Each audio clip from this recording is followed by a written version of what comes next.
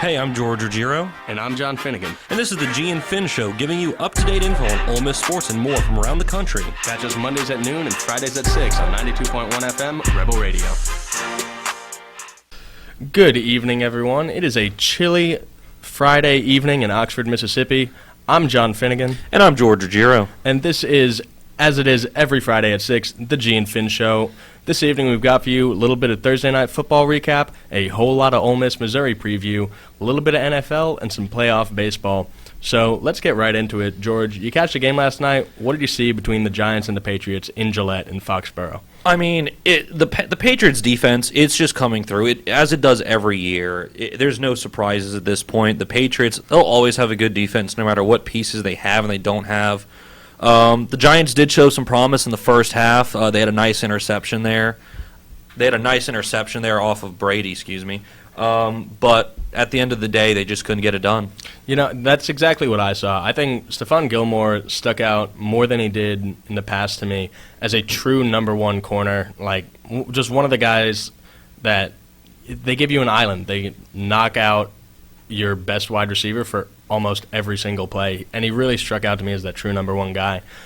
Giants showed some promise in the first half. I mean, they went into half 14-14. Yeah. Strip sack off Brady for a touchdown, and one really nice catch by, was it Golden Tate? Yeah, that was Golden Tate down that sideline. Ended up being a 64-yarder. And good pass by Daniel Jones. Oh, that was right in that area where only the wide receiver is going to get that ball, and the defensive back really can only hope to tip that away. Yeah, and that's exactly how it went down. And props to Golden Tate for that, and Daniel Jones for a great thrown ball. Jones struggled a little bit. Did he throw 3 picks? He threw 3 picks and 1 touchdown. He's a rookie. Of course. It's against Patriots defense in Gillette, a defense that's breaking fantasy football leagues right now because they're coming away with so much. So, look, the kid's going to be fine. It's too early to have any judgments on this kid. And, you know, Brady, as he always does, he came through and he put the game away in the second half. But he had 2 rushing touchdowns. Let's keep that in mind. Tom Brady, the man known for having like a 7, 8, 9 second 40-yard dash, scored 2 rushing touchdowns this game. Rushing is a strong word, but technically Brady has more rushing touchdowns on the Patriots than Vic did on the Eagles. That is a true fact. It's 23-21 he pulled away last night. He's also, keep in mind, now second all-time in career passing yardages, passing Peyton Manning. The only person he's behind, of course, is Drew Brees, who seems like he can just break 5,000 yards in a season in his sleep. Yeah, and with the weapons they have in New Orleans, he really could. But beyond the Thursday night game, what I'm most excited to talk about is this SEC East rotating matchup. Ole Miss travels to Columbia, Missouri. I know you're traveling with the band to Columbia this weekend. I am. I'm very excited for it. The weather should be nice and chilly. Actually, it's supposed to be really cold out there tomorrow night. But I'm very excited for the game. Rebels going in are 12.5-point underdogs. What do you see in this matchup, John? Well, I think, I see an Ole Miss team that is almost an unknown. We've played, we've started to play, I feel, up to our competition a little more, just because we lost to worse teams early in the year. We lost to 2 of the games that I said we needed to win if we wanted to go to a bowl game. But in our Arkansas and Vanderbilt matchups, we looked like the better team. Those didn't look like those weren't toss-ups. Those were games we soundly won. And maybe it's because we were at home. Maybe it's because they're 2 of the worst teams in the conference, which they are. And we're one of 2. But I saw promise, but I also see a lot of unknowns. For me, the biggest unknown is, can Plumlee throw the ball against an excellent Missouri defense? I mean, I'm completely with you on that one, especially because I'm very confident in this Ole Miss running game simply because of how deep this room is. I mean, they've got weapons all over the place. Last game, they almost had 3 rushers with over 100 yards apiece. That was Plumlee with 165, Connor with 91, and Ely with 97. And any of those are guys who can house it if you give them a chance. And thing is, what's funny about that entire situation is that none of those are the workhorse. No. Scotty Phillips is still your workhorse, but he was shut down, and that just opened up the game for everybody else to play. But thing is, this Missouri defense it's incredible. It's very, very good and very, very difficult to beat, especially on the ground. And I think they're a defense, at least, that's been sneaky good this season. I mean, if you look at their schedule, it hasn't been anything crazy. But you look at the beginning of their schedule, it's Wyoming, West Virginia, Southeast Missouri, South Carolina, and Troy. So not excellent teams, but, you got a Big 12 team in there that they held to 7. You've got a decent South Carolina team in division game. Yep. They held to 14. Wyoming beat them out of nowhere, but that's week 1, and we can't pass too much judgment, I think, on a week 1. I mean, thing is with that Wyoming game, the only thing that I saw out of that Missouri defense is that they just let up the big play too often. I think that's the only way Ole Miss is really going to win this game. Yeah, after the Wyoming game, they've held teams to an average of 9 points. That's Good Lord. That's the most simple statistic there is how many points have they allowed. But what it's I'm not most worried much. about, and I like these a little more advanced metrics, but when I looked at Missouri's defense, because I knew it was something to be a little bit worried about, scared of if you're on the Ole Miss offense, they have an incredible front 7. They stop the run, they get after the pocket real quick. You mentioned that. But when you look at these advanced metrics, they are first in defensive efficiency. They are third in success rate allowed, which success is defined as half the yards you need on first, 70% of the yards you need on second, and all of the yards you need on third and fourth. 27.8% of the time do you get that. 27.8. When you look at it a little further, that means every other time a team gets the ball, they go 3 and out. Yeah. Every other time. And that doesn't mean you score a touchdown and the next time you go 3 and out. That means if you've got a first down, you're probably going to punt it. Yeah, it's just really insane to me. And thing is, what I really think is the most impressive thing about this front 7, it's not necessarily covered by their advanced metrics. It's just how quick they are. They're so fast on the line. They're so fast in filling up holes in the middle, and they're so fast at getting at the quarterback. It really pushes the offensive line off balance when you've got a front 7 like this that can both stack the box and defend the pass. They can stack the box and defend the run, and then if they really start blitzing or pushing to the outside, your quarterback's going to be under duress because this defense is just so fast. And there's one play in particular that Ole Miss has been running an awful lot of, seeing a lot of success with it, but running an awful lot of with Plumlee, and that's a standard QB draw or an option play. Those plays they don't need your offensive line to be incredibly stout, but they take a second to develop, and you need at least 1 or 2 solid blocks to develop for it to work. If Ole Miss is going to be forced to be, we want to be patient. We want to have plenty of time. But on plays where you 100% need it, not like a quick wide receiver screen or a quick slant or a quick out, but when you have a play that takes some time to develop, I think it's going to be pretty unlikely that you see red and blue before you see black and yellow. I mean, I don't think there's much else you can really say about how fast this Mizzou defense is.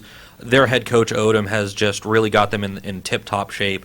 Thing is, though, they are missing one of their big pieces. They're missing their starting linebacker, Cal Garrett. He's out for the year with, if I'm not mistaken, it was a torn pectoral muscle that happened against Troy, I believe. I mean, the man is leading the team in tackling. He had 2 interceptions and a pick 6 last week. They're going to be hurting for that, but thing is, they have great options and great depth with another junior linebacker and a true freshman linebacker who can easily step in and fill that role handily. And as fantastic as a player as Cale Garrett is, I think we're going to see this Missouri team adjust to that. They're going to start running defensive coverages that don't let you get to the second level. If you get there, fine, but they're going to do their best to make sure you don't get to their linebackers so we can't expose the one spot they might be weak on an otherwise fantastic defense. And I mentioned earlier that I think one of the keys is going to be whether or not Plumlee can air it out, because if we wind up playing from behind, we're not going to be able to rely on our guys on the ground. And, we can't have them knowing we're going to run every single play. They'll just stack the box, and with this team it'll work. But they are 4th in passing completion rate allowed. Quarterbacks going up against this Missouri D have completed 47.5% of their passes this year. That's bad. And thing is, it's not as though Ole Miss is going into this game with a quote-unquote big-time quarterback or a big-time pocket passer that really completes a lot of their passes to begin with. Plumlee was not fantastic against Alabama when it comes to the passing game, and he had over 50% last game. He was 10 of 18, if I'm not mistaken. that's still just over 50%. That's not a high percentage rate. And against a team that is very good at taking away your options downfield and then getting to the ball itself, that's going to be even more stressed on this quarterback. And the thing is, he's also missing one of his top weapons in Braylon Sanders. Yeah, that's going to hurt. He is, I believe he's listed as questionable. It's that hamstring that he pulled against Alabama. That's It's what I still figured it would bothering him. Like Coach Matt Luke said earlier in the week, it's not necessarily him running in straight lines. It's those bursts of acceleration. It's those cuts. The hamstring it's a weird thing. You really can only let it rest unless it's completely torn. And that's one of those, like you get a pop-up in Madden, it's the re-injury risk. It's how much do you want to weigh having him right now versus potentially not having him in the future. Whether Luke wants to say, hey, this Missouri game's a must-win, we need him to play as much as he can, or, hey, you know what, I don't know how I feel about this Missouri game, but we got to let him rest up because we've got more important matchups coming. I think we'll see whether or not, what kind of decision Matt Luke makes on that. But I think right now Plumlee needs to count on not having him and scheme around that. But the thing is, they do have other weapons. I mean, for me specifically, because I'm a big guy with tight ends, I love seeing a good tight end out there playing, just because they're such a mismatch. Usually they're too big for a linebacker to cover on one-on-one, or too quick, and too big for a corner or a safety to cover one-on-one. Both teams have a really good tight end. Ole Miss just doesn't seem to be using them. They've got Cooley, they've got Pellerin. They have options with their tight end position. They just don't seem to be utilizing that specifically in the passing game. And since Evan Ingram graduated, well, honestly, since Hugh Freeze left as head coach, Ole Miss hasn't been using their tight ends. And it's not like we haven't had good ones. Cooley's always looked good. He was a decently recruited prospect out of high school, and he's shown why. He looks good when you get him the ball. But Dawson Knox didn't have a single touchdown in his Ole Miss career. He barely broke. I don't know if he ever broke 100 yards receiving. And it's not like they were.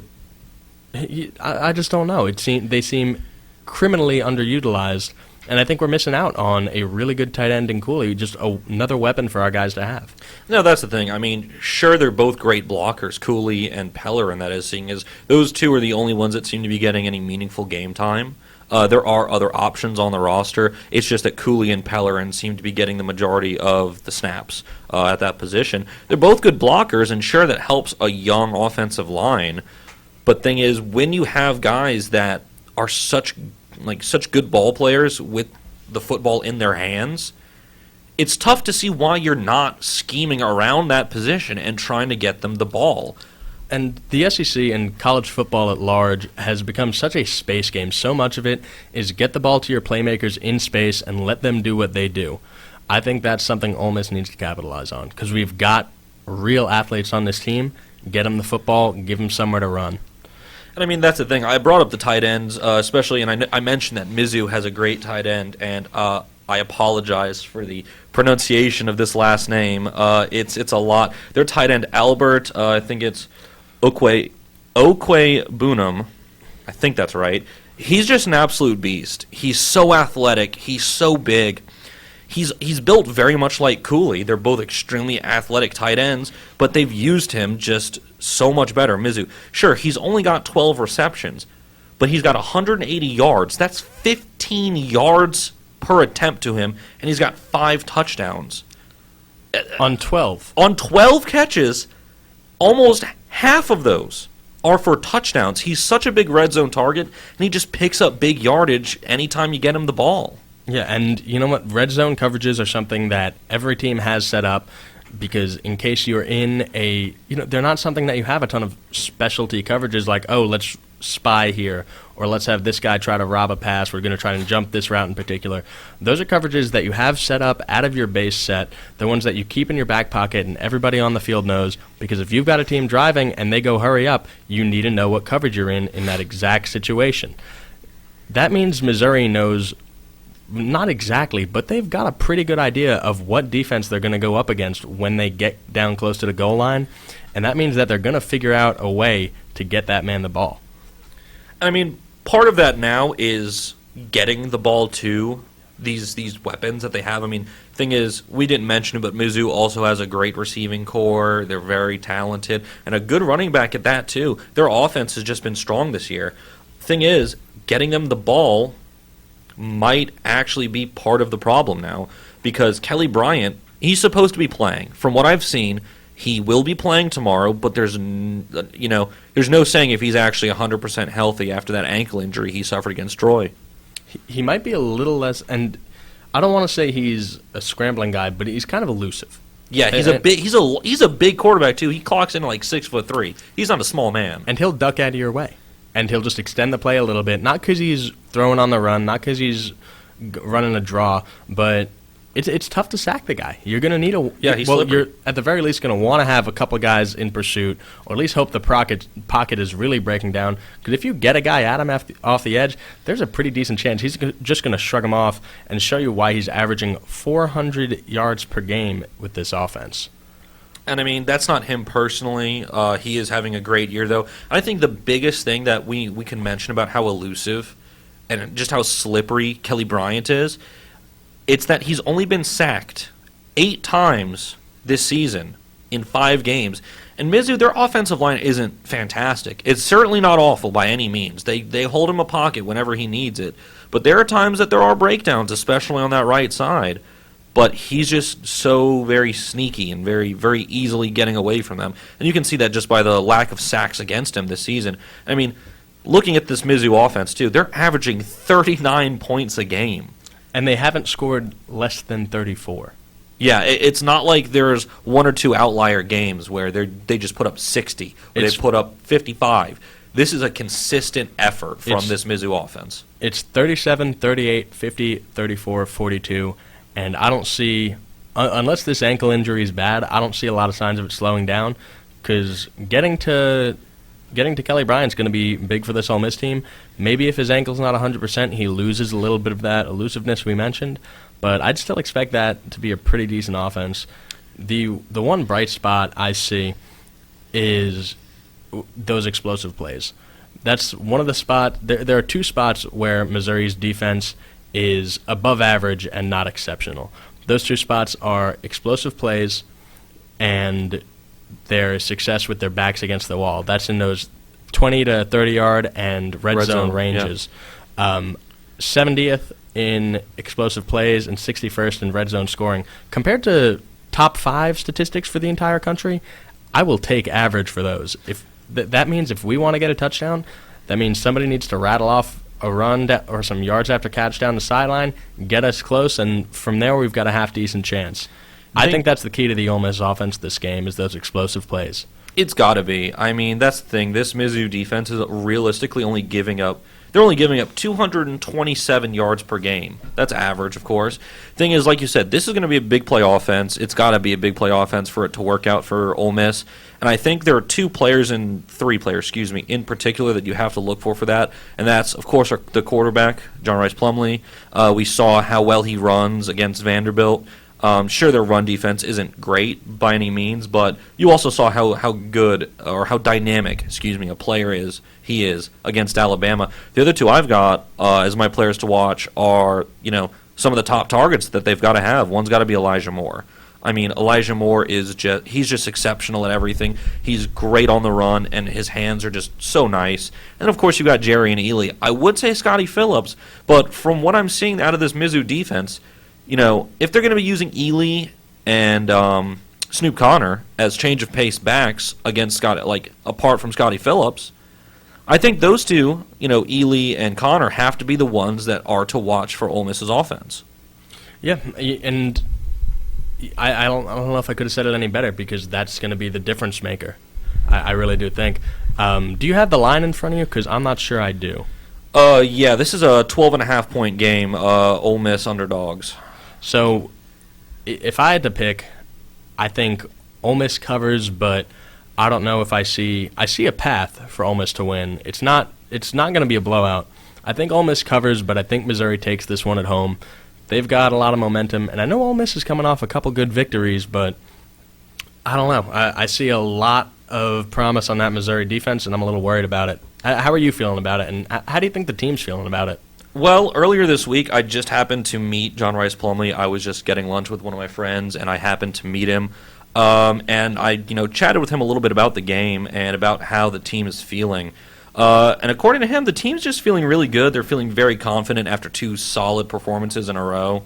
And just because of that, he's just he's a nice guy. He was extremely intelligent, very nice to talk to, and I mean that just makes him so much easier to root for, really. I mean, because of that, and I just really want this one, man. I'm going. It's their homecoming. I want to play spoiler. I'm taking the Rebs on this one. And, you know what, I think there's plenty of reason to. I mean, it's a team capitalizing on a lot of momentum, a young team, one that's excited to go on the road. But, yeah, I'm taking Ole Miss to cover but not win. But you know what? I hope you're right and I'm wrong. I really am. So, just before we go to a quick break, this coming Monday, the Ole Miss Rebel Radio is having a mini golf contest at Bishop Hall right in front of the DJ booth. It's going to be happening until about 1 p.m., So the contest will go like this. People will have 2 attempts at making a hole-in-one. If one of them is made, they'll get a pair of Premier Lanes free game bowling passes, and their name will be entered into a drawing for a pair of Mempho Festival tickets. We'll get some more details once things are really solidified on how everything's going to go. But as for right now, that's the information we've got. We're going to take a quick break. This is the G and Finn Show on 92.1 Rebel Radio. Welcome back, everybody, to the G and Finn Show here on 92.1 FM Rebel Radio. We're going to hop into some college football previews for the weekend. We both picked out some games that we're not necessarily sure how they're really going to go, but they just should be some good football to watch this weekend. One of the ones I picked out is Florida picking up 13.5 at number 5 LSU. What do you think of that game? I think it's going to be closer than 13.5, really. Yeah, I'm astounded the line is that high. Florida's looked very good this season. I mean, of course, LSU's looked great, but I think they're both right now in that contender range. But by no means playoff locks, of course, but they both looked like really solid teams. And I think with the loss here and a loss by one other of the top 4 teams, that's Alabama, Clemson, Ohio State, and Oklahoma, one of these teams is going to be staring down. I think one of them is going to be in the first college football playoff poll. I mean, I have to agree with you on that one. I've been a big fan of these Gators. They've been very resilient in the face of injury, and I really respect that, especially losing your starting quarterback in Francisco Franks. I mean, Trask has been great in relief, but he's not, Franks. That's just not who he is. You mean Felipe, right? Felipe, excuse me. I mean, I feel bad now, but yes, that's exactly who I mean. I'm sorry. But still, in relief, he's been solid. But I'm just looking at the other quarterback across from him, and Joe Burrow has just been incredible this season. I mean, 22 touchdowns to only 3 picks. It's rare for an LSU quarterback to look the way he's looked, and that scares the heck out of me. Who's the last person you remember being this good as an LSU quarterback? Because I've only got one answer in my mind. I think I know exactly who you're going to say. What's your pick? Jamarcus. So this will be a solo show starting next week. No! But in all seriousness, this should be a really good game. Both teams have great skill position players, and Florida's defense has come up big as of late, especially against Auburn. So who you got? The line is 13.5 for the home LSU Tigers. I think LSU takes it. I think Florida covers, though. I do not think this will be a 2-touchdown win. Neither do I. I'm with you. I've got the same line on that. I've got LSU winning but not covering. I mean, my thing is also look at this over/under. The over/under on this game is 56. Do you really think that they score less than 56 points between these two teams? LSU's playing, right? Yes. Yeah, they're not scoring less than 56. No. LSU itself is averaging 55 points a game. That might be the closest thing I have to a lock bet this week is the over on this game. Me too. The other games that we're going to be talking about, there are no locks, in my opinion. No, I'm with you on that. And so who do you have in this matchup? I've got LSU winning, Florida covering. Yeah, so it's kind of like-minded on this one. Yep, we're in agreement there. One game I'm really excited about, it's always a fun one, the Texas State Fair Red River Shootout. Oklahoma ranked number 6 versus number 11 ranked in the country, Texas. Oklahoma favored by 10.5. Yeah, and this is, where is this game? This is in neutral Dallas. site. Oh, it's neutral site. Wow. Texas State Fair in Dallas, but Gotcha. Plenty of Oklahoma fans in the area. Oh, of course. I'll be honest. I'm not a big Jake Ellinger guy. I'm not a big Texas guy this season. Sure, Texas, we're back. I'm not sold on them, especially coming up against this high-powered Oklahoma team that they haven't struggled at all this year. I mean, Jalen Hurts has been just awesome. He's been lights out. And everyone's saying people should be getting on the Tua train, and there's a couple teams we'll talk about later that seem like they're really going for the kid. Oh, yeah. But I think Lincoln Riley's doing an exceptional job with Jalen Hurts. And, I mean, he was a great quarterback, really easy to root for, and he might be upset if he heard that I said this, but ran into him at Funky's a couple weeks after the national championship 2017 in Oxford, Mississippi. Good Wow. friend with A.J. Brown.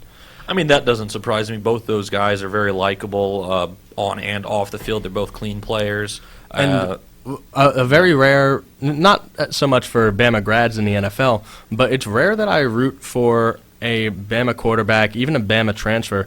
But, I mean, how can you not like Jalen Hurts? And if Lincoln Riley can work a little bit more of his magic, I know Tua looks like is clear Heisman favorite. Some people were saying a lock before the season even began until Trevor Lawrence in the national championship game. Yep. But he hasn't looked as exceptional since. We'll see how that develops. He's still young. Of course. But I think What is he, a Lincoln, sophomore? Sophomore. Yeah. Sophomore. And no true tests for Clemson yet this season, in my opinion. At least for as high-powered a Clemson team as it looks to be. But I think Lincoln Riley has a lot of quarterback magic up his sleeve. And imagine what that pitch would look like to, say, the number one quarterback in the class of 2024, saying, hey, you see the last 3 first overall picks? All mine. Yeah. All mine. Why don't you come to Norman? And I think that's something that's going to be real tough to turn down. And I'm not saying Hurts is going to win the Heisman. I'm saying he's a real good quarterback, and Lincoln Riley's got something. There's something in the water in Norman when it comes to quarterbacks lately.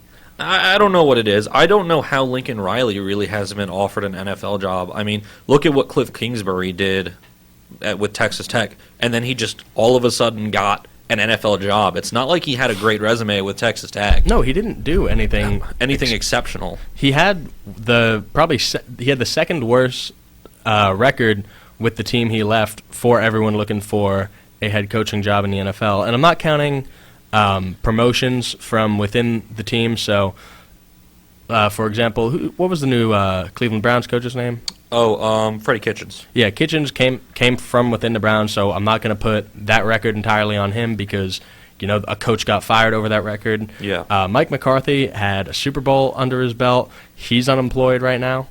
And then Adam Gase was really the only coach with a worse record with his previous team to get hired. But what about Bruce Arians? Bruce Arians got hired by the Bucks. What was his record there? With Arizona, I'll give it a quick look, but I don't think it was very good. I know in Miami, Gase just under 500 and Cliff just, I think at 500, I want to say, or very close to it. But, yeah, like you were saying, I'm surprised he hasn't been offered an NFL job, but does he want one? Or do you think he's got the program where he wants it? He's got the guys he wants to have around him.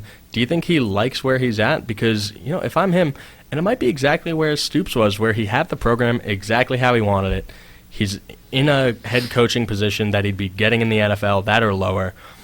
And he likes his job. He's making as much money, well, not as much money, but close enough to the amount of money you make in the NFL.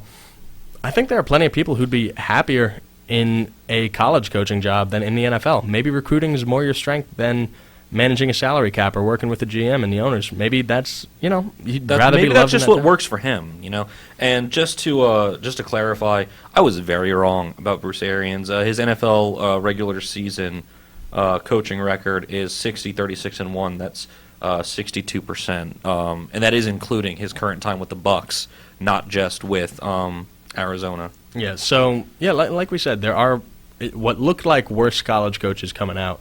But, maybe Lincoln Riley likes where he's at. That being said, I'm somewhat low on Texas this year. I think they're a top 25 team, and I think they're going to keep scratching at the heels of top 10. I don't think they break into it this week. I think Oklahoma takes this one, and I don't think it's going to be as close as Vegas thinks. I see Oklahoma winning it pretty handedly. Me as well. I mean, it's a 10.5-point spread. Just looking at it, just looking at Hurts right now, just on his own, what he's doing, he's already thrown for over 1,500 yards, 14 touchdowns, but that's not it. He's also Oklahoma's leading rusher. He's got 499 yards and 7 touchdowns with his feet. I mean, that's just such a high-powered offense, and their defense, sure, it's never great, but I mean, they only gave up 19. They're averaging 19 points against a game right now In the Big 12. in the Big 12. And of Against course, the Texas Tech team as well. They played UCLA, Houston, and Texas Tech already. those are all good teams. Yeah. Even Houston, they're looking like a favorite for their conference this year. So it's a 10.5 point spread. I'm taking Oklahoma to win and cover. I'm not big on Texas, I'll be honest. Me neither. And the one thing that I think could make a difference in a game like this was maybe if it's in Austin, maybe if you've got an energized Texas team or an energized Texas fan base showing up and making it loud and saying, hey, let's take down these Sooners for once in the past few years. It's a neutral site. It's a big-time game. Yeah, it's in Texas. It's in Dallas. It's at the Texas State Fair. There's plenty of Oklahoma fans in Central Texas and East Texas, and this isn't a stage that the team is anything but used to. They've gone to the Texas State Fair, and they've won most of the time. I think every time these They've played at current the Cotton players Bowl? have been in college.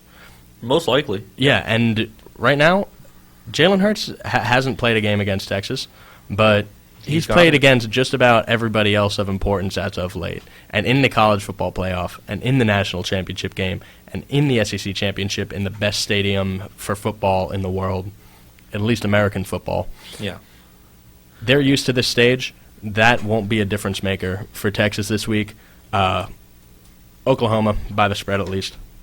We've got two other games on the docket. Another one that sticks out to me is actually going to be just a defensive battle between these two teams. That's the number 10 Penn State Nittany Lions going into Iowa, who's number 17 in the country right now. Penn State's 5-0. Iowa's 4-1. They took that one loss last week to Michigan in another just defensive fist fight, pretty much. Big Ten game. That total score was 10-3. I mean, sure, this Penn State team has played extremely well, and they've beaten most of their opponents by 40+. But look at who they've played. They've played Purdue, Maryland, Pitt, Buffalo, and Idaho. Pick out any of those teams that really stands out to you as a great team, or anything that really sticks out. Sure, you could say Pitt, but they beat Pitt 17-10. That was a one-touchdown game. Here's the thing: is Penn State wasn't a top 5 team, which means Pitt looked like garbage against them. It wasn't even that. They only won by a touchdown. For a team that's averaging 47 points a game, to only put up 17 against Pitt is disappointing, realistically. The thing is, just looking at these two teams, Penn State is only giving up 7.4 points a game, whereas Iowa's only giving up 8.8. This is going to be a defensive game, and I'm here for it. Penn State's favored by 3.5 in Iowa. That might be the over. No, the over is actually 42.5, which that feels high. that is, to me, that feels really high as well. Now, I haven't been following the Penn State program too closely, but do you think going into Penn State, are we going to have any whiteout voodoo or anything like that? It's not in Pennsylvania. It's It's in Ames. Iowa. It's in Ames. Yeah. Ooh, I don't know how I feel about taking Penn State in that one. That's the thing. As low as I am on Iowa's offense, their defense has been, it's been pretty locked down. I mean, they only gave up 10 to Michigan. I'm not sure. For only 3.5, I'm going to take Iowa. Yeah, I'm taking Iowa for this game. Sure, Penn State's offense has been fantastic. I've just got to go with Iowa on this one, at least to cover. I mean, Yeah, you know what? And I hate to be, I hate that we're completely in agreement on these three games. I've got Iowa too. Let's run through this last one real quick. We're going to give you a little bit of playoff baseball. ooh, I'm ready for it. Oh, I'm ready. Bama favored by 2 touchdowns and a field goal in College Station. 17 in College Station. Tua's been great. 23 touchdowns, no picks. Kellen Mond is also a solid quarterback in my opinion. I like Kellen Mond. Yeah. I don't hate on him at all. I'm high on him. At the same time, Texas A&M did struggle a little bit against Arkansas. They've got 2 losses to Clemson and Auburn, which neither of those are bad losses by any means. No. What's your pick? My pick, I'm going Bama to win and cover. I'm taking it. Bama to win, A&M to cover. I think Kellen Mond will show something, even if it's in garbage time. So, real quick, playoff baseball. We've got some divisional series that have ended. Actually, all of them have ended. Yep. Last night, very disappointing for me as a Tampa Bay Rays fan. The Astros took Game 5 at Minute Maid. Garrett Cole was on the mound. Really not surprised by that at all. He was shut down all night. Osuna came in the ninth and just, again, finished the game. Respect to Houston. They're now my pick to win it all. Yeah, and they've been mine. Only pick They were mine before, but only pick I had mine was I had the Dodgers over the Nationals. Otherwise, I've been too. right on wild card games and divisional rounds. But even I knew well enough to not put in Kershaw in the playoffs. Do you think that's going to be a blight on his legacy? I think it's reached the point where it's become a legitimate criticism of his game and not just bad luck from a small sample size. No, it's got to be talked about at this point. Clayton Kershaw in the playoffs, and thing is, it's not all of his starts in the playoffs that have been bad. For some reason, whenever he just comes out of the bullpen, he tends to let up some runs. And thing is, that's exactly what he did against the Nationals. Walker Buehler came in, was lights out, only gave up 1 run. They bring in Kershaw for 2 innings, and he lets up the tying 2. And that pretty much, shut it down for the Dodgers. Sent it into extras. Yeah, but thing is, how much of this? So I understand this is definitely a blight or a smudge on Kershaw's, sterling career. But how much of this is on their manager? How much of this is on Dave Roberts? When will he lose his job? This is not the first time that this has happened. LA cannot keep choking this. They're the best team in baseball, but I do not trust their management to win the games that matter. It doesn't matter if you've got 100 wins or 95, 110. For the most part, you're going to the playoffs. You need to show up in those games. It is a different type of baseball that LA's management is not prepared for.